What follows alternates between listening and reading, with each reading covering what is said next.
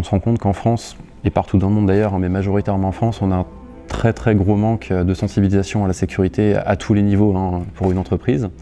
La toute première cible, on a tendance à croire que ça va être la direction ou l'administration informatique. En réalité, c'est les secrétariats qui sont touchés les premiers. Recruter un ethical hacker, c'est quelque chose au final d'assez rare, bien que ça arrive. Là où ça va plutôt être, où il va plutôt y avoir du recrutement, ça va être quand une entreprise de pentest recrute des pentesters pour aller attaquer d'autres entreprises à leur demande. Reproduire des attaques qui seraient déjà arrivées pour voir si le problème a été réglé, voire même trouver de nouvelles failles. On entend souvent parler d'hôpitaux qui se sont fait attaquer et on a effectivement tendance à les pointer du doigt en mode qu'est-ce qui se passe, pourquoi vous n'aviez pas fait ça ou ça. C'est quelque chose auquel on n'a pas tendance à penser, mais dans une énorme majorité des entreprises, les secrétariats ont plus d'accès que la direction. Admettons t'es directeur d'hôpital, on va te dire bah écoute, t'as le choix entre refaire ton infrastructure informatique ou acheter un nouvel IRM.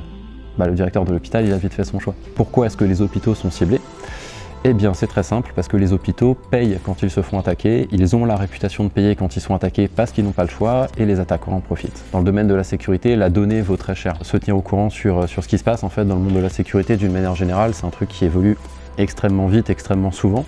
Donc ouais, la curiosité, se tenir au courant, je pense que c'est le plus important. Début 2022, la cybersécurité en France, c'était 100 postes pour 10 personnes qualifiées.